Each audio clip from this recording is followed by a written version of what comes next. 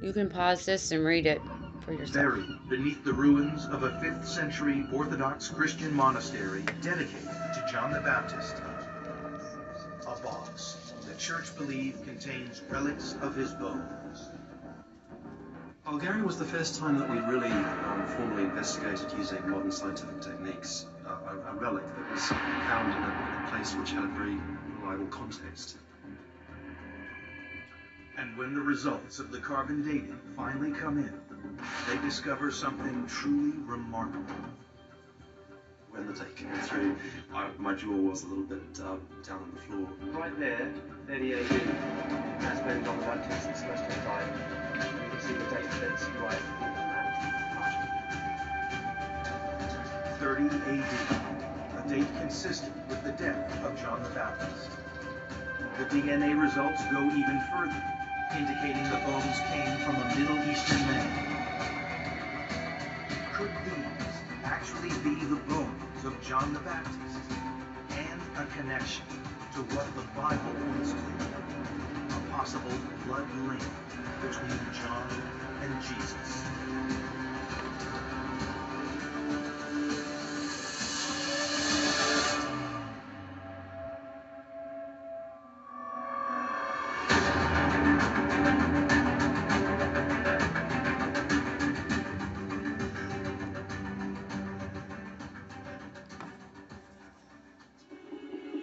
Jubilees is not the only ancient text that gives a different story of creation. There is a forbidden book, lost for centuries, that includes fallen angels, bloodthirsty giants, and a warning to all humanity.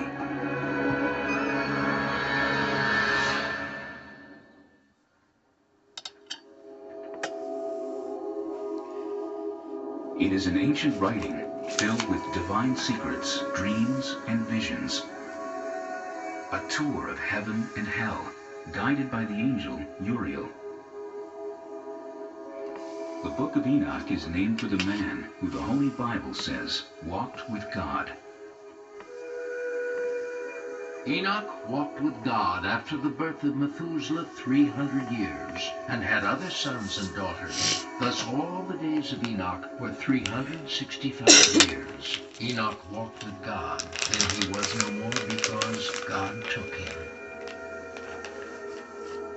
The Book of Enoch is named for a man who's mentioned in one sentence in the book of Genesis. We only know one sentence worth of information about him. And yet, somebody stopped, paused on that name, and thought, Enoch. If he was taken up into heaven, what might he have seen? It is a daunting manuscript. 5 volumes containing 108 chapters. For many ancient Christians, the Book of Enoch was essential. Yet it was banned from the Christian Bible. We don't know why this literature was ultimately excluded from the canon.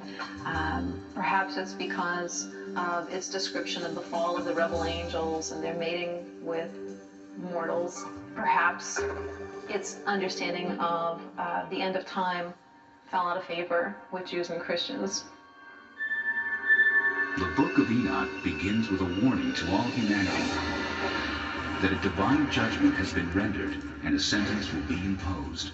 God tells Enoch that all life on earth will be destroyed in a violent flood, and, as with the story in Genesis, God blames this evil on the sons of God, angels who lusted after the daughters of men. These angels are sometimes referred to as watchers. They keep constant watch, and they decide one day, about 200 of them, that they're going to descend to the earth. They would like to very much make contact with these mortal women. The Book of Enoch may have been an attempt to expand on the mysterious giants, the sons of God, and the daughters of the earth, spoken of in Genesis. Anytime you read the book of Genesis, there are all kinds of unanswered questions. Suddenly, there is this quick few verses at the beginning of the flood story about giants in the land that come from the sons of God mixing with the daughters of the earth. And you stop and think, wait a minute, what's this all about? It's like it went by too fast. And you want to grab it and say, wait a minute, what was this? The book of Enoch offers a disturbing vision of the fall of the angels who lust after earthly women. And they began to go into them, and to defile themselves with them, and they taught them charms and enchantments. And they became pregnant, and they bare great giants whose height was 3,000 ells. And when men could no longer sustain them, the giants turned against them and devoured mankind.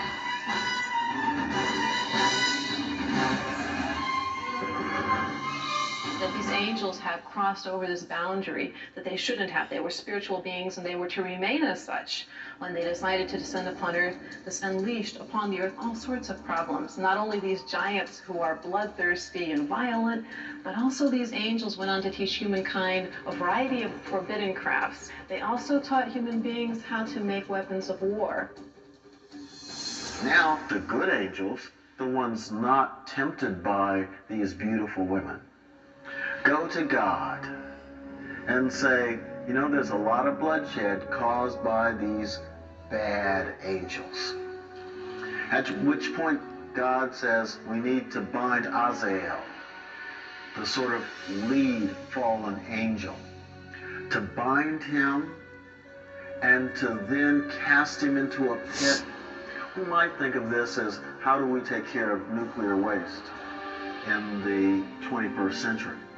You take it out to a part of the world where no one lives, and you bury it as deep as you can. For this community, the angel was like that sort of nuclear waste. Dangerous, volatile. After the rebel angels are cast into the depths of the earth, Enoch has a dream vision. The lead angel, Azazel, begs Enoch to plead their case before God, to petition the Almighty to release them from the depths of the earth. The request for clemency is denied. This version of the fall of the angels was very popular in its day and maintained popularity for centuries to come. When we look at Dante's work on the Inferno, it's largely out of the material in Enoch. When we look at various snips of the New Testament, Enoch seems to be in play. In Corinthians, when Paul talks about